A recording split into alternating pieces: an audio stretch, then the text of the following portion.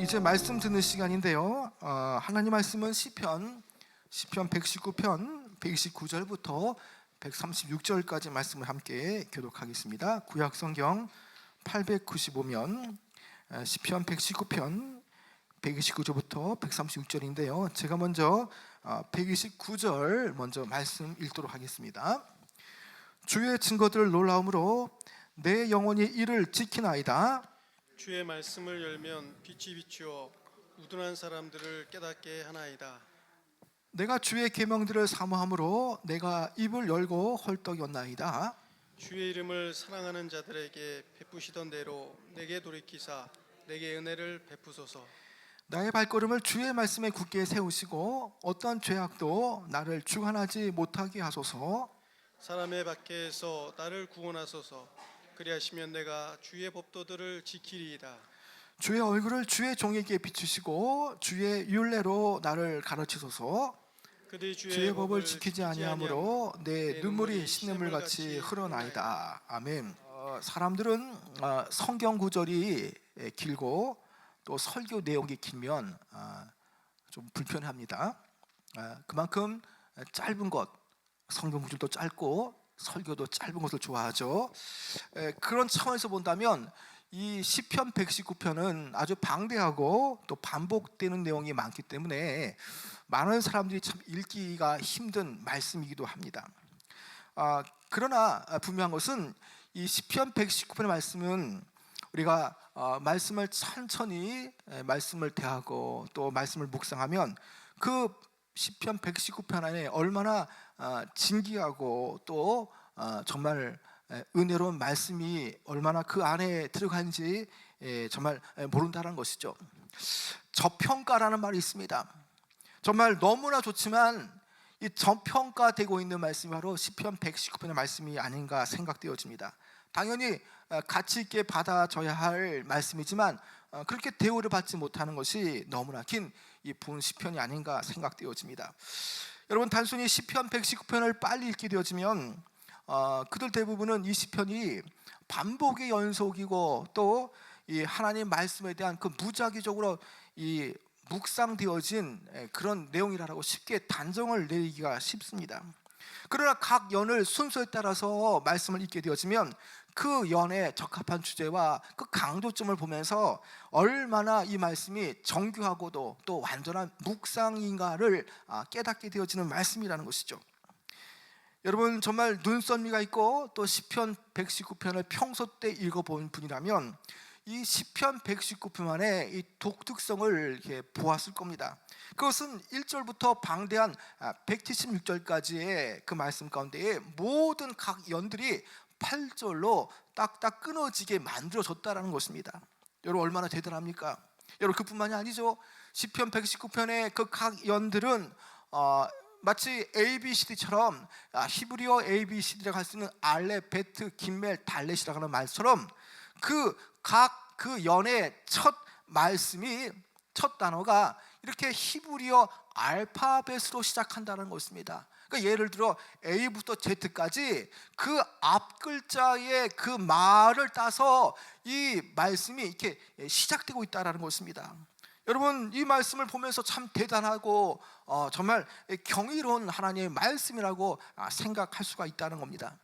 구약의 유명한 신학자 이 폰라드는요 이렇게 말씀했습니다. 시편 119편에 대해서 지혜 문학적인 그런 오색찬란한 그런 목걸이와 같은 그 잠언의 목걸이다라고 말했다는 것이죠.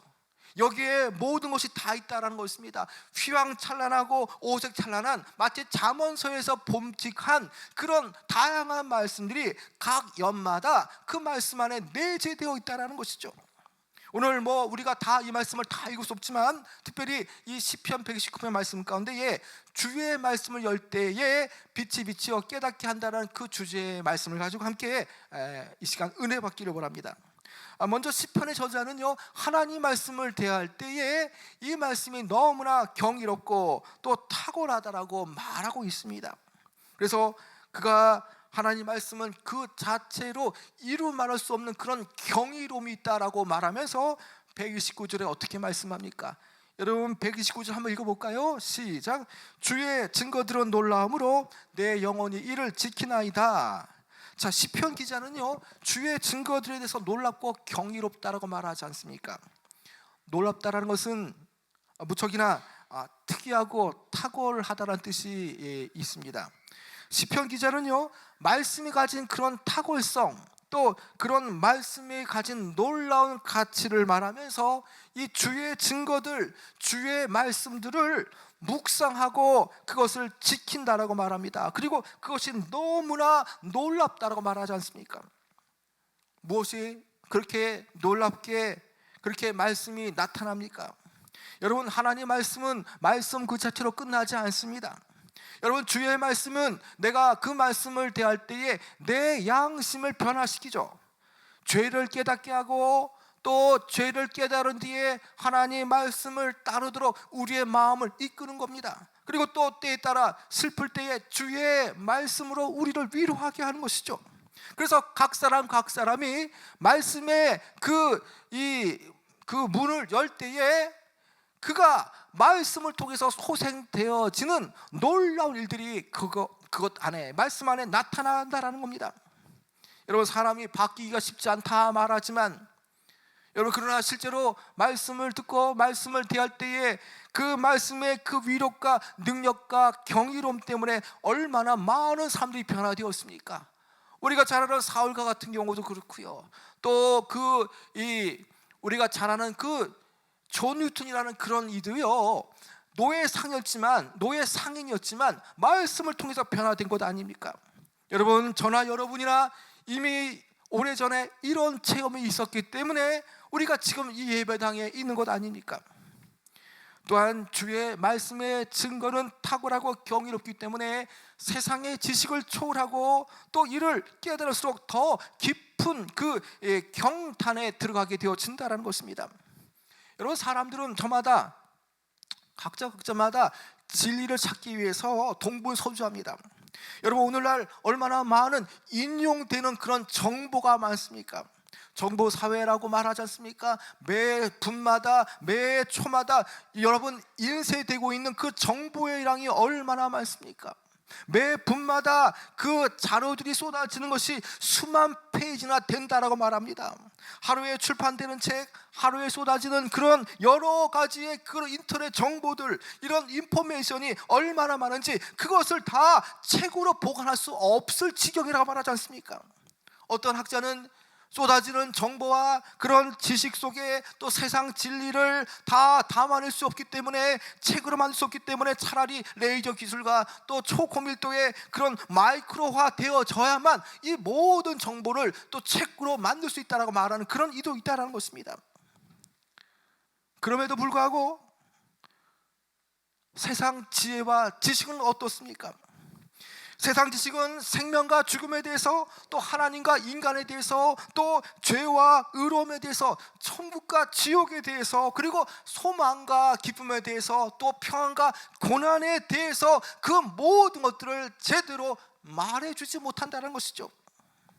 여러분, 인간 스스로 성경 외에서 이러한 것들을 찾고자 하거나 이러한 것들에 대해서 지혜를 구하고자 한다면 결코 찾을 수가 없다라는 것이죠. 여러분, 그래서 세상 지식과 학문에 대해서 일찍이 디모데는 디모데후서 3장 7절에 바울을 통해서 어떻게 말씀하고 있습니까? 디모데후서 3장 7절에 보면요, 항상 배우나 끝내 진리의 지식에 도달할 수 없나니.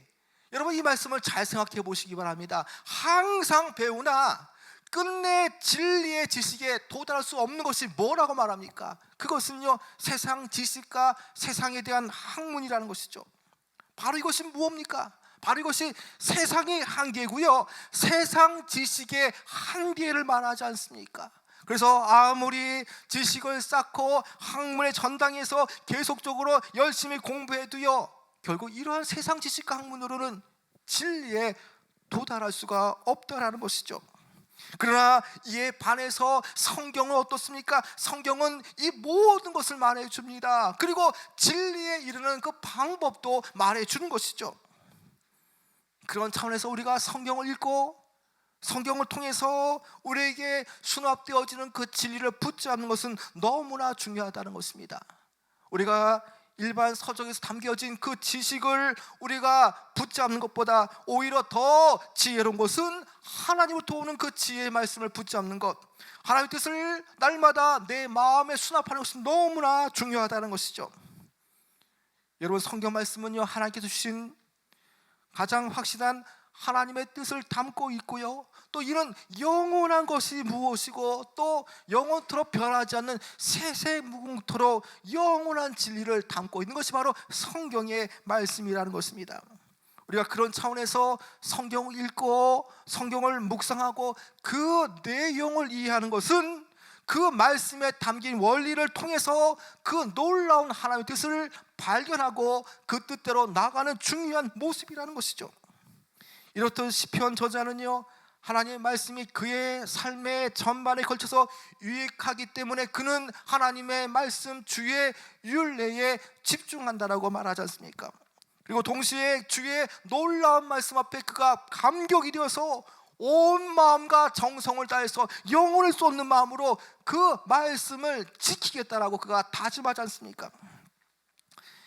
여러분, 참으로 귀한 것을 깨닫게 되어지면 그 깨달은 것에 대해서 계속적으로 그것을 붙잡고 유지하고 간직하려고 하는 것이 바로 우리의 마음들 아닙니까? 우리의 영혼이 주의 말씀을 통해서 얼마나 귀한가, 얼마나 이것이 유익한가, 이것이 얼마나 온전한가를 깨닫는다면 우리는 그것을 놓치거나 그것을 쉽사리 흘러보낼 수는 없다라는 겁니다. 어떤 식으로도 이 모양으로 저 모양으로도 우리가 그 진리의 말씀을 붙잡고 간직하라는 것이 바로 우리의 모습이라는 것이죠.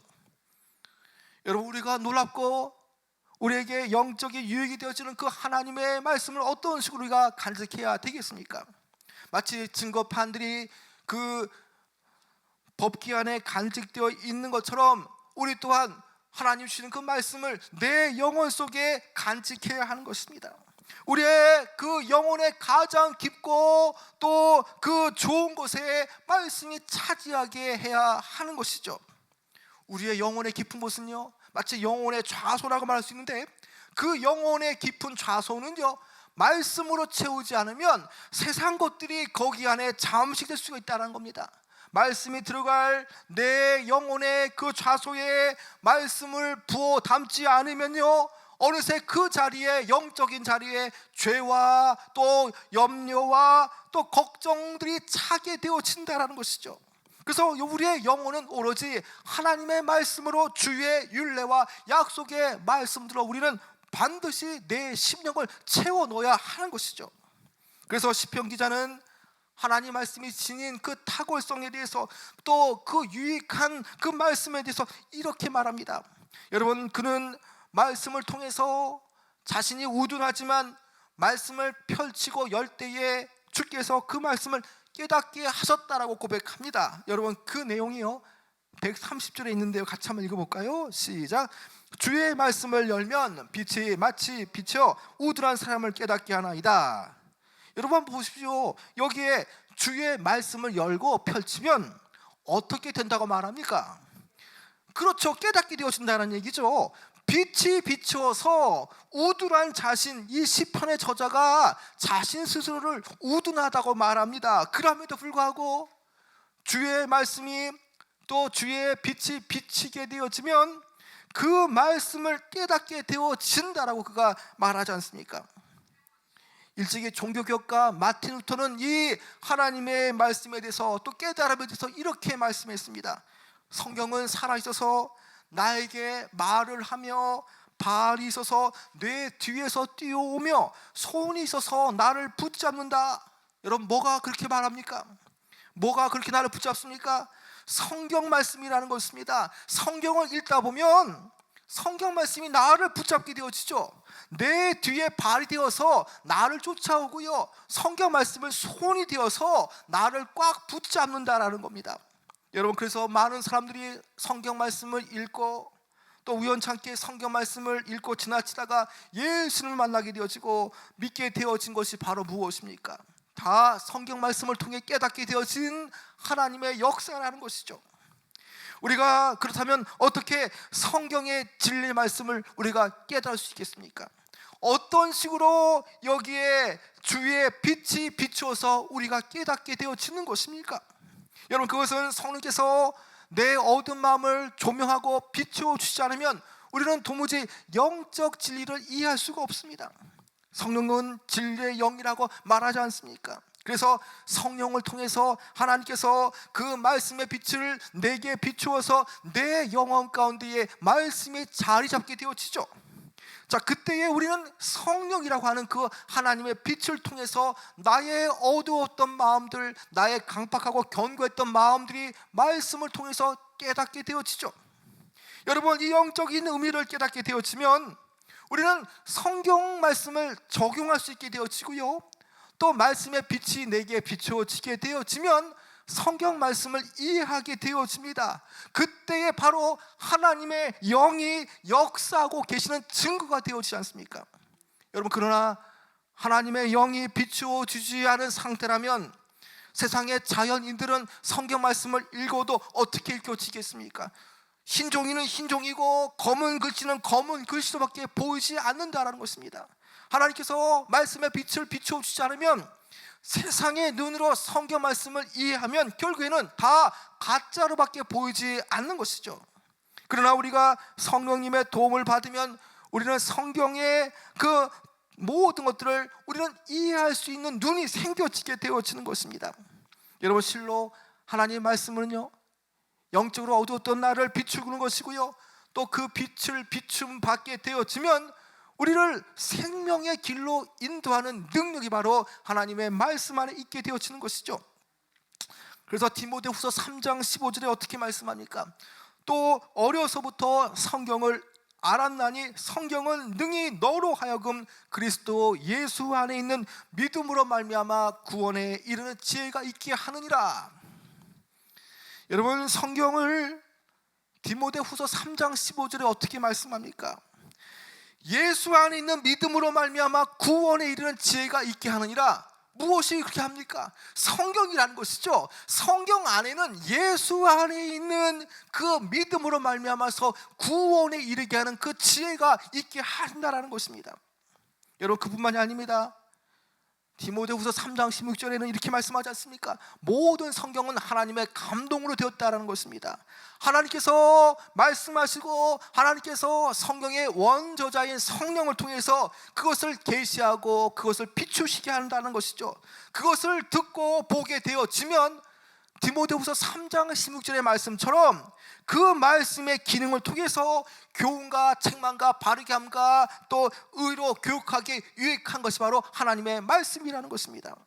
여러분, 그래서 이 거짓이 난무하는 세상 속에서 우리가 정말 진리를 찾고자 하고 바른 길을 가고자 한다면 우리에게 그 유일한 그 생명의 지침이 되어지는 하나님의 말씀을, 성경 말씀을 읽어야 되는 것입니다. 성경을 읽을 때에 성경 말씀이 내게 말씀하실 때에 하나님께서 선하게 여기는 것이 무엇인가를 깨닫게 되어지죠. 그리고 구원이 무엇이며 진리가 무엇이며 또 이 타이밍에 내가 무엇을 해야 될까, 또 저것을 해야 될까, 주님께서 말씀을 통해서 비춰주시니까 알게 되어지는 것이죠. 그리고 인생의 궁극적인 방향이 무엇이고 인생은 과연 어떠한 것인가를 알게 한다는 것입니다. 여러분, 일찍이 영국의 신이며 기독교 평론가였던 사무엘 이 골로리지는 이렇게 말씀했습니다. 성경 말씀은 영감으로 쓰여졌기 때문에 나는 그것을 확실히 알 수 있다. 왜냐하면 성경은 내가 해결할 수 없던 문제들을 정확하게 해결해 주었고, 헤어날 수 없는 사망의 골짜기가 사망의 골짜기에 내가 있을 때에도 말씀이 나를 찾아와서 나를 구원해 주었기 때문이다. 여러분, 그렇습니다. 하나님 말씀은 내가 사망의 음침한 골짜기를 지나칠지라도 말씀이 내게 나타나서 나를 구원시켜 주신다는 것이죠. 문제의 미로 속에서 내가 헤맬 때에도 말씀을 대하고 말씀을 열게 하시면 그 믿음의 눈을 통해서 문제의 해결 방안이 생겨지게 되어진다는 것입니다. 그래서 우리는 하나님의 말씀을 통해서 지혜와 총명으로 인해서 주님 주시는 그 영적 유익함을 통해서 우리는 세상을 살아가는 어떤 하나의 그런 어떤 그 지침서가 되어진다는 것을 분명히 우리는 알아야 한다는 것입니다. 이제 시편의 저자는요, 진리의 길, 구원의 길로 인도하는 하나님의 말씀에 대하여서 그가 어떤 자세로 일관한다라고 말합니까? 그가 하나님 말씀을 사모한다라고 말하지 않습니까? 그리고 그가 구체적으로 주의 말씀을 어떤 식으로 사모한다라고 말씀합니까? 여러분 131절인데요, 같이 한번 읽어볼까요? 시작. 내가 주의 계명을 사모함으로 입을 열고 헐떡였나이다. 자, 그가 주님의 계명을 사모하는데요, 자, 그가 입을 열고 헐떡였나이다 라고 말하지 않습니까? 여기서 헐떡이다라는 것은 숨을 가쁘게 몰아쉰다라는 것입니다. 마치 이 목마른 사슴이 신약가를 찾기 위해서 사방팔방을 다 다니면서 간절하게 그 신약가를 찾는 그 헐떡이는 모습을 말하는 거죠. 말씀에 갈급한 모습이라는 것입니다. 정말 어떻게 하든 애타게 말씀을 사모하는 그 마음이, 그 어린 사슴이 그 신냄을 찾아 정말 방황하고 또 그것을 찾기 위해서 헐떡이는 그 모습이 바로 주의 계명을 사모함으로 입을 열고 헐떡였나이다라는 그 바로 모습이라는 것입니다. 여러분, 우리도 이러한 말씀에 갈급함과 또 간절함으로 우리는 주의 말씀을 사모해야 합니다. 가끔 어떤 성도와 이야기를 해보면 이런 얘기를 가끔 이렇게 듣게 되어집니다. 목사님, 기도해도요, 말씀을 봐도 주님께서 잘 말씀해 주지 않고 만나 주시지 않은 것 같습니다 라고 말하는 그런 경우를 듣게 되어집니다. 여러분, 하나님을 그렇게 쉽게 만날 수 있는 것이 아닙니다. 여러분, 우리는 주님 말씀을 간절히 사모야만 또 주님 만나기를 우리가 간절히 정말 사모할 때에 주님은 우리를 만나 주십니다. 여러분, 그래서 마태복음 7장 7절에 어떻게 말씀합니까? 구하라 그리하면 너에게 주실 것이요, 찾으라 그리하면 찾아낼 것이요, 문을 두드리라 그리하면 너에게 열릴 것이라.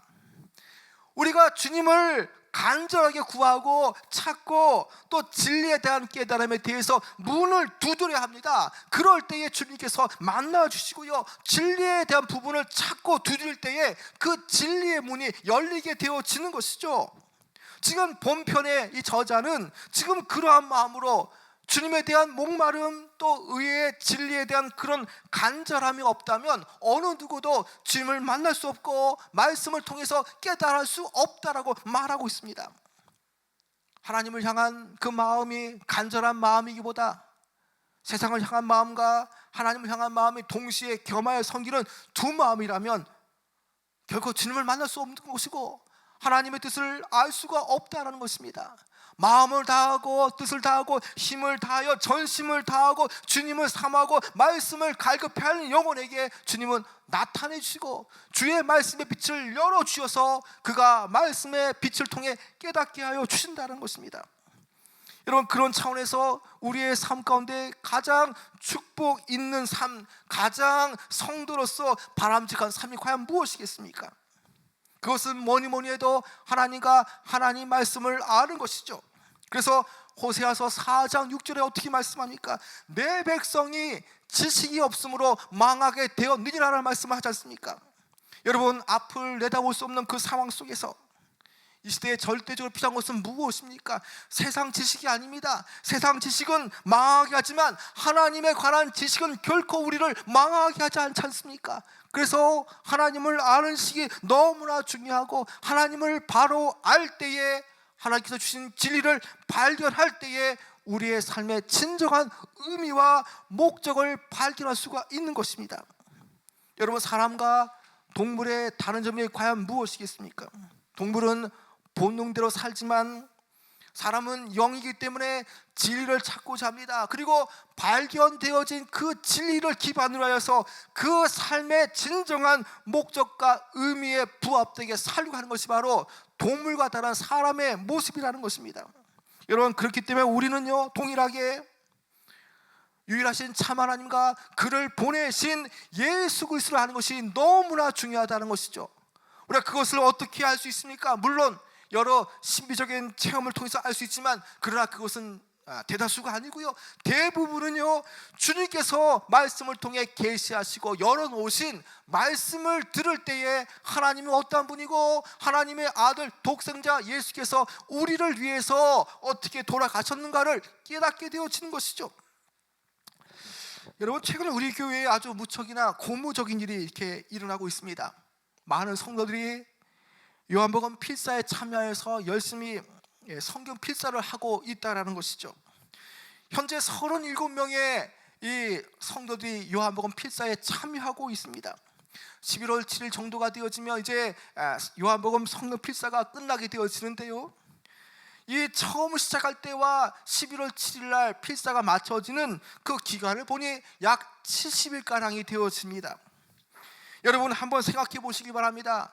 매일매일 20분 30분씩 필사하기 위해서 먼저 하나님 이 말씀을 깨닫게 하시고 필사할 때에 주의 마음을 열어달라고 기도하지 않습니까?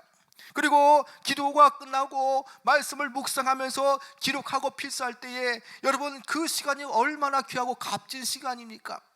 여러분, 2달하고 10일, 약 70일의 기간 동안 매일매일 30분씩 주님과 만나고 주님과 영적인 교통하는 그 시간이 여러분 정말 70일 동안 매일매일 되어진다는 이런 일들, 얼마나 기쁜 일입니까? 이 필사하는 시간을 통해서 우리는 하나님과의 관계를 우리가 생각하게 되어집니다. 그리고 성도로서 성도와 성도 사이의 관계를 또 생각해 보게 되어지는 것이죠.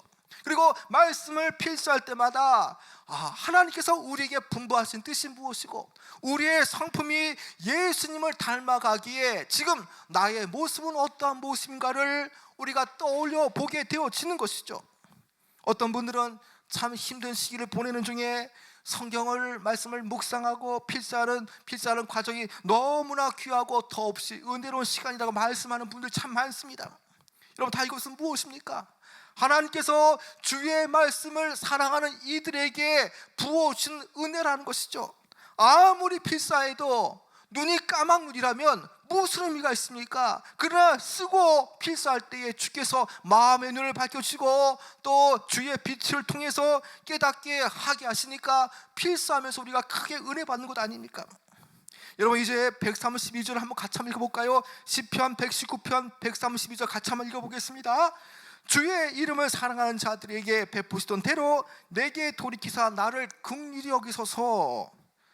그는 주의 베푸심을 자신의 최고의 행복으로 여겨서 하나님의 긍휼을 받기를 무척이나 열망하고 있지 않습니다? 열망하고 있습니다. 지금 그가 간구하는 것은요, 양식이나 포도주를 구하는 것이나 아니면 금이나 은을 달라라고 구하지 않습니다. 그가 비록 쫓겨가는 상황 속에서도 자신을 도와줄 군사와 마병을 보내달라고 하나님께 부탁하지 않습니다. 오히려 그는 단지 주의 말씀들을 구하며 예전에 베푸신 대로 자신을 여전히 긍휼하게 여겨달라고 간구하고 있다는 것이죠. 그가 말씀을 대할 때마다 그에게 어떤 생각이 떠오르겠습니까? 과거의 많은 사건들이 스쳐 지나갈 겁니다. 그때에도 주께서 긍휼을 베푸셨는데 주님, 이 순간에도 문제 속에서도 과거처럼 긍휼로 베푸시지 않으면 예전에 베푸시던 대로 나를 지금 긍휼하게 여겨주시지 않으면 주님, 저는 이 문제와 상황을 해결할 수 없습니다. 그런 마음으로 주님 앞에 동일하게 베푸시던 대로 나를 베풀어 달라고 지금 간구하고 있다는 것입니다. 여러분, 이것도요 말씀을 통해 깨닫게 되어지는 원리 아닙니까? 여러분, 133절 한번 읽어볼까요? 시작. 나의 발걸음을 주의 말씀에 굳게 세우시고 어떠한 죄악도 나를 주관하지 못하게 하소서. 여러분, 그가 나의 발걸음이라고 말하는 것은요, 그가 그의 인생 앞에 나아갈 길을 말하죠. 그가 순간순간 선택할 상황 속에서도 그의 발걸음은 어느 방향으로 분명히 나가야 되어지는 것입니다. 그런데 문제는 무엇입니까? 발을 헛디디거나 잘못하면 죄악 가운데 빠질 수가 있다는 겁니다. 그래서 그가 자신이 죄에 빠지지 않도록, 죄가 자신을 주장하지 않도록 그의 발걸음을 어떻게 해달라고 기도합니까? 고백합니까? 나의 발걸음을 어떻게 하라고요? 주의 말씀에 굳게 세우시고. 여러분, 그렇습니다. 우리가 죄 가운데 빠지지 않기 위해서, 또 우리가 죄라는 것을 모르고 우리가 거기에 우리가 가담될 수 있습니다. 여러분, 지혜가 없기 때문에 이게 옳은지 저게 옳은지 알 수가 없습니다. 여러분, 그러나 우리가 날마다 나의 발걸음을 주의 말씀에 굳게 세워달라고 기도하면요, 주께서 나를 주관하시고 우리가 죄 가운데 빠지지 않도록, 우리가 죄에 빠져서 죄가 나를 주장하지 못하도록 우리를 이끄신다라는 것입니다. 여러분, 그래서 말씀대로 내가 살아가는 것, 말씀에 붙잡히고 나의 발걸음과 일거수일투족이 말씀에 굳게 세워지는 것이 얼마나 중요합니까? 여러분, 이제 말씀을 맺도록 하겠습니다. 여러분, 오늘 우리는요, 하나님 말씀을 대할 때에 주의 말씀을, 주께서 말씀을 비춰주실 때 우리는 깨닫게 되어진다는 말씀을 우리가 지금 보고 있습니다. 여러분, 하나님은 주의 백성들과 대화를 하기를 원하십니다. 하나님은 지금도 주의 백성들과 주의 자녀들과 대화를 하기를 원하시죠. 그 방법은 무엇입니까? 성경 말씀이라는 것입니다. 여러분, 그래서 성경 말씀을 통해서 우리는 얼마든지 주님과 교통할 수 있고 주님과 만날 수가 있습니다. 성경의 원저자이신 성령께서 우리의 마음의 눈을 밝혀주실 때에, 또 주의 말씀을 열고 펼칠 때에, 그 말씀의 빛이 비추어지게 할 때에 우리는 깨닫게 되어지는 것이죠. 여러분, 깨닫는 과정 속에서 지금 나의 그 진로와 내가 가야 할 길을 주님 열어주십니다. 내 상황이 지금 왜 이런가, 또 내가 착잡한 마음으로 고민할 때에도 주의 말씀을 펼치고 열 때에 주님은 그 성령의 빛을 통해서 말씀을 조명하고 깨닫게 하실 때에 인생이 가야 할 길, 또 이런 상황 속에서 어떤 식으로 가야 할까를 분명하게 말씀의 등으로 비춰주신다는 것입니다. 여러분, 우리가 사모할 대상은 바로 하나님과 하나님의 말씀이라는 것입니다. 우리가 그분의 말씀을 듣고 그 말씀을 펼치고 주의 말씀이 내게 깨닫게 하게 되어지면 우리는 그 말씀을 통해서 예수 그리스도와 함께 동행하며, 또 우리는 어떠한 상황 가운데도 영적인 생명력을 이룰 수가 없게 되어지죠. 물론 굉장한 영적인 체험도 중요합니다. 그러나 중요한 것은 그 체험과 말씀이 함께 가야 되는 것입니다. 한쪽만으로는 안 된다는 것입니다. 특별히 예수 그리스도 안에서 그분의 말씀과 그분의 관계 안에 깊이 뿌리 박고 있지 않으면요, 삶의 비바람이 몰아치면 그 비바람을 견딜 수가 없습니다.